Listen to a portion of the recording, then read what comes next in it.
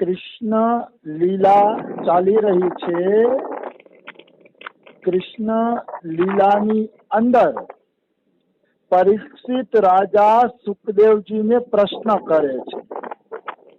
પરીક્ષિતને શ્રાપ લાગેલો છે કે 7 દિવસની અંદર તમને તક્ષક નાગ કરડશે અને 7 દિવસ પછી તમારું મૃત્યુ થઈ જશે. એટલે આવો શ્રાપ લાગેલો હતો. એટલે પરીક્ષિત રાજા ગંગાજીના કિનારે બેઠેલા હતા કે હવે 7 દીમાં મારો મોક્ષ થાય એવું કઈક કરવું છે. એટલે સુખદેવજી મહારાજ સામેથી એમને ભાગવત કથા સંભળાવવા માટે આવ્યા. કારણ કે એમનો અધિકાર થઈ ગયો. બધું છોડી અને એને ભગવત કથા સાંભળવાની રુચિ જાગી ગઈ. એટલે પ્રથમ સ્કંદને અધિકાર લીલા કહે છે કે ભાગવતનો અધિકાર ક્યારે મળે છે? તો કે ભાગવતનો અધિકાર મળે છે જયારે બધું છોડી છાડીને કેવલ ભગવદ કથા સાંભળવાની ઈચ્છા થાય અને કોઈ પણ રીતે મનુષ્ય જન્મ સાર્થક કરવાની ઈચ્છા થાય, એને કહેવામાં આવે છે અધિકાર. એટલે ભાગવત કથાનો એ જ અધિકારી છે કે જેને આ જન્મ મરણના ચક્કરમાંથી મુક્ત થઈ જવું છે. એ છે શ્રીમદ ભાગવત મહાપુરાણનો અધિકારી. તો પરીક્ષિત ગંગા કિનારે બેઠા છે. સુખદેવજી મહારાજ કથા સંભળાવવા માટે પધારે છે. ત્યારે પરીક્ષિતજી પ્રશ્ન કરે છે કે મને કૃષ્ણ લીલા સંભળાવો. તો કે કૃષ્ણ લીલા સાંભળવાની જિજ્ઞાસા શા માટે થઈ પરીક્ષિતની? તો કે એટલા માટે થઈ કે પરીક્ષિત કહે કૃષ્ણ તો મારા કુળ દેવતા છે. જ્યારે કુરુક્ષેત્રના મેદાનમાં કૌરવ અને પાંડવોની સેના વચ્ચે યુદ્ધ થતું હતું, મહાભારતનું યુદ્ધ થતું હતું, ત્યારે દેવતાઓને પણ જીતી લઈએ એવા ભીષ્મ પિતામહ ને કર્ણ ને બધા અશ્વત્થામા ને એવા બધા મહારથીઓ પાંડવોની સામે ઉભા હતા. આમાં સૌથી પહેલા ભીષ્મ પિતામહનું નામ લીધું. કારણ કે ભીષ્મ પિતામહ એવા મહાપુરુષ હતા કે જેને ઈચ્છા મૃત્યુનું વરદાન હતું. જ્યાં સુધી ભીષ્મ પોતે ઈચ્છા ન કરે ત્યાં સુધી ભીષ્મને કોઈ મારી શકે એમ નહોતું. ઈચ્છા મૃત્યુનું વરદાન હતું ભીષ્મ પિતામહને. તો કે ભલે ને ઈચ્છા મૃત્યુનું વરદાન હોય, કોઈ કાનુડાથી થોડું મોટું છે. કાનુડાએ ભીષ્મ પિતામહને મારવાનો રસ્તો ગોતી જ લીધો. કઈ રીતે ગોતી લીધો? ભીષ્મ પિતામહ અને દુર્યોધન ભેગા થાય છે. એમાં દુર્યોધન ભીષ્મ પિતામહને કડવા વેણ બોલે છે કે તમે અજર છો, અમર છો, તમને ઈચ્છા મૃત્યુનું વરદાન છે, કોઈ પાંડવોની સેના આપણા ઉપર ભારે પડે છે કે તમે છે ને કે હરખી રીતે લડતા જ નથી. તમે પાંડવોનો પક્ષ લ્યો છો કે મારા પક્ષમાં તો અમથા આવી ગયા છો. દુર્યોધન કડવા વેણ બોલે છે. એ કડવા વેણ સાંભળીને ભીષ્મ પિતામહ પ્રતિજ્ઞા લે છે કે કાલે હું પાંડવોને નષ્ટ કરી નાખીશ. કાલે 5 પાંડવોને હું ગમે એમ કરીને મારી નાખીશ. કાં તો પાંડવો નહીં અને કાં તો હું નહીં. આવી ગંભીર પ્રતિજ્ઞા કરે છે ભીષ્મ પિતામહ. એ પ્રતિજ્ઞા સાંભળીને પાંડવો થથરી ઉઠે છે. કારણ કે એને ખબર હતી કે ભીષ્મ પિતામહ કોઈ પ્રતિજ્ઞા કરે તો અવશ્ય એ પ્રતિજ્ઞાને પાર પાડે છે. કારણ કે મહાપુરુષ છે અને એવા લડવૈયા છે, યોદ્ધા છે, ઈચ્છા મૃત્યુનું વરદાન છે. એટલે પાંડવો થથરી ઉઠ્યા. દ્રૌપદી ને એ બધી મહારાણીઓ પણ થથરી ઉઠી કે હવે શું થશે. બધાના મનમાં ચિંતા વ્યાપી ગઈ. પણ જેના માટે કૃષ્ણ કનૈયો જાગતો હોય એવા વ્યક્તિને કોઈ ચિંતા કરવાની જરૂર નથી.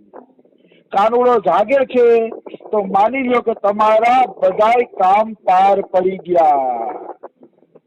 કૃષ્ણ જાગતો હોવો જોઈએ. જેના માટે કૃષ્ણ જાગે છે એને સંસારની કોઈ આદિ વ્યાધિ ઉપાધિ હેરાન કરી શકતી નથી. હેરાન કરવાનું તો દૂર, આદિ વ્યાધિ ઉપાધિ એની નજીક પણ જઈ શકતી નથી.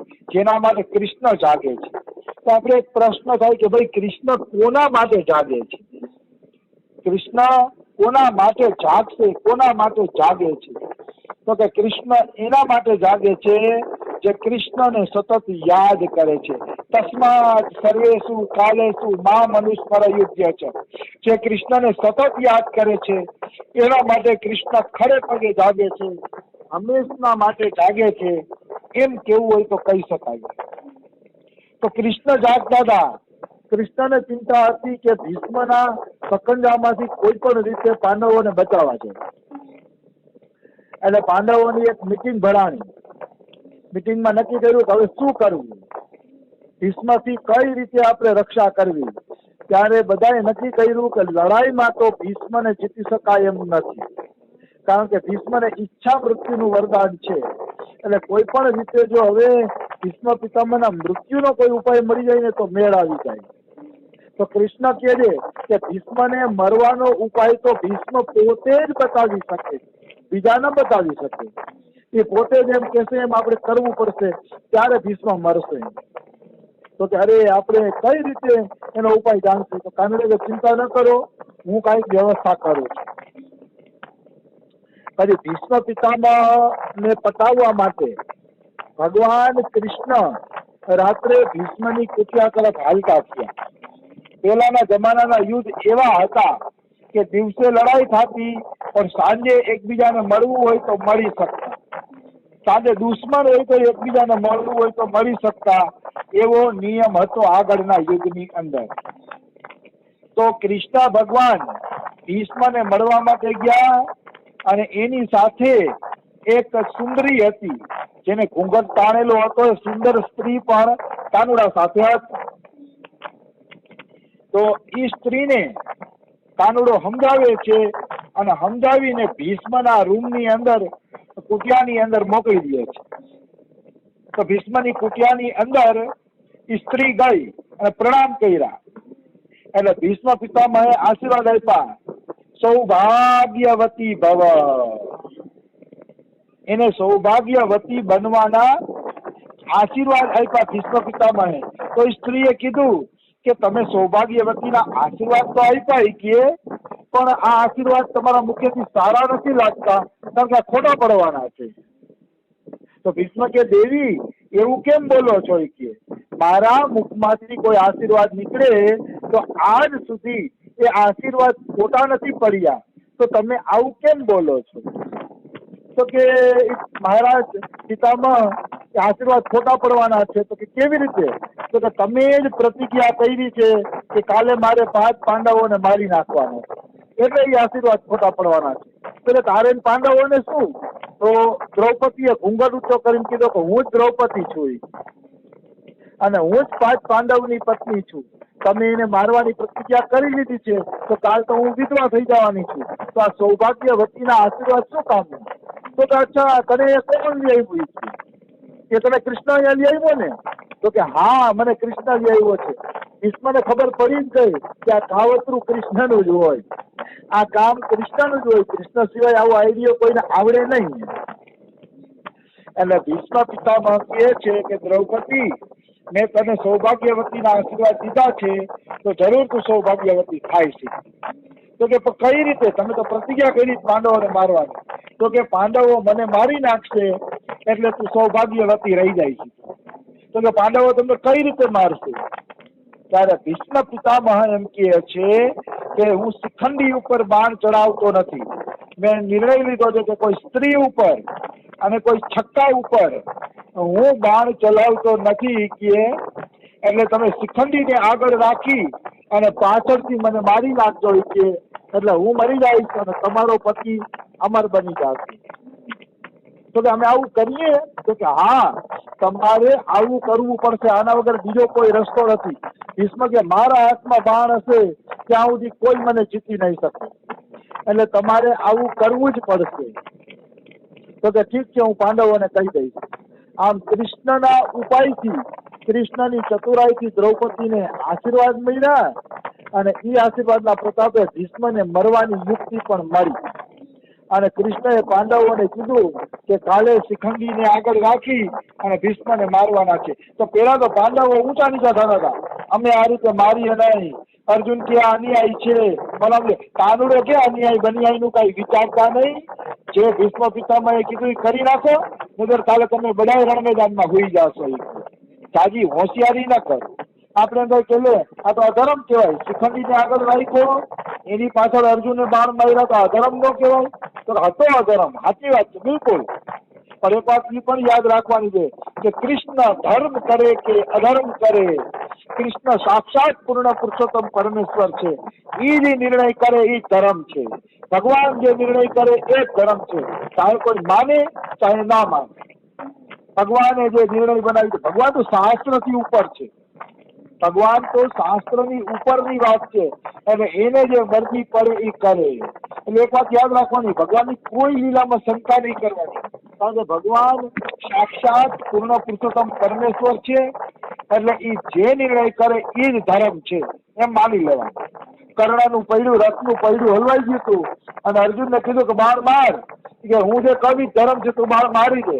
અને અર્જુને બાણ મારી દીધું અને કર્ણને મારી નાખ્યો. તો અર્જુનને પ્રિય ભક્ત તરીકે આજ બધા યાદ કરે છે. શું કામ? કૃષ્ણ છે એ ધર્મ, બીજું કઈ વિચારવાનું રહેતું જ નથી. કાનુડાએ જે આજ્ઞા આપી છે આજ્ઞાઓનું પાલન કરે. તો કાનુડાએ કીધું કે શિખંડીને વચ્ચે રાખીને કાલે મારવાનો છે તો મારવાના છે ભીષ્મને. પછી બધાએ સ્વીકારી દીધું.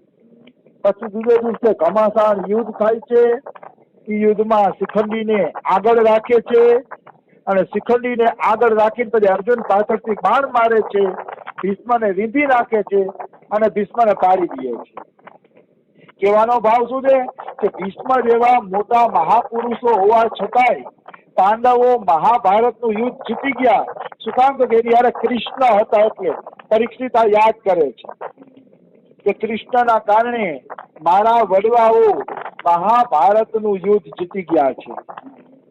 બાકી કૌરવોની સેના કેવી હતી? સાગર જેવડી હતી. જાણે એવું લાગતું હતું કે મોટા મોટા સાગર હોય એવડી કૌરવોની સેના હતી. અને ભીષ્મ પિતામહ શું હતા? તો કે મોટા મોટા મગરમચ્છ હતા. ભીષ્મ પિતામહ મોટા મોટા મગરમચ્છ બધાને ખાઈ જાય એવા હતા. પણ ધન્ય છે કૃષ્ણને, કૃષ્ણના કારણે પાંડવો યુદ્ધમાં જીતી ગયા. પરીક્ષિત એમ કહે કે મારા દાદાઓને કાનુડાએ જીતાડ્યા હતા. એ કાનુડાની કથા મારે સાંભળવી છે કે કાનુડાએ વ્રજમાં શું કર્યું, ક્યાં જન્મ લીધો, જેલમાં જન્મ લીધો તો શું કામ ભાગી ગયા. મારે કૃષ્ણની કથા સાંભળવી છે. તમે મને કૃષ્ણ કથા સાંભળાવો. અને કૃષ્ણની પ્રત્યેક કથામાં ભક્ત વત્સલતા ઝલકે છે. જો પાંડવોને બચાવવા માટે ભીષ્મને મરાવી નાખ્યા કૃષ્ણએ, કારણ કે પાંડવો ધર્મના માર્ગે હાલતા હતા, પ્રાણથી પ્યારા હતા. અને ભીષ્મ પિતામહ ભક્ત જ હતા એવું નથી, એ પ્રાણથી પ્યારા હતા, પણ અધર્મના પક્ષમાં હતા. એટલે ભગવાને એનો વધ કરાવી નાખ્યો. ભગવાનને ધર્મ ઉપર હાલતા ભક્તો અતિશય વાલા લાગે છે. જે ભક્ત ધર્મ ઉપર હાલે છે, નીતિ ઉપર હાલે છે, અને જે વાસ્તવમાં ભક્ત છે એવા ભક્તો ભગવાનને અતિશય પ્રિય છે. ને એવા ભક્તો માટે ભગવાન ધર્મ અધર્મ નહીં જોયું. કોઈ કે ભગવાનને ધર્મ અધર્મ કરવાનો અધિકાર છે? તો કે હા, ગીતાજીમાં જ ભગવાને કીધું છે, સદ અસદ ચ અહમ અર્જુન. સત્ય પણ હું છું, અસત્ય પણ હું છું, અને સત્ય અસત્યથી પરે જે કઈ છે એ પણ કૃષ્ણ કે હું જ છું. કૃષ્ણ માટે કોઈ નિયમ નથી. આપણે બધા કૃષ્ણના રમકડા છીએ, અને આપણે જેમ નચાવવા હશે એમ કૃષ્ણ નચાવશે. કોઈના બાપની તાકાત નથી કૃષ્ણ વિરુદ્ધ કોઈ બોલી શકે, કારણ કે કૃષ્ણ સાક્ષાત ભગવાન છે. આપણે રમકડા છીએ તો આપણે ન બોલી શકીએ કાંઈ. આવી વસ્તુ છે. એટલે ભગવાન કૃષ્ણની સન્મુખ થઈને એનું ભજન કરવું જોઈએ. ભગવાનનું ભજન કરશી તો ભગવાન આપણા માટે જાગશે, આપણી રક્ષા કરશે. બાકી એની વિરોધમાં જાશી તો કૃષ્ણને આજ સુધી કોઈ પહોંચી શક્યું નથી અને કોઈ પહોંચવાનું નથી. એટલે કૃષ્ણને પકડી રાખવામાં મજા છે. સ્વતંત્ર ભગવાન છે, એને પકડશી ને તો આપણી વાત પણ બની જશે. તો સમય થઈ ગયો છે, બીજું કાલે લેશી. રાધે રાધે, જય સિયારામ.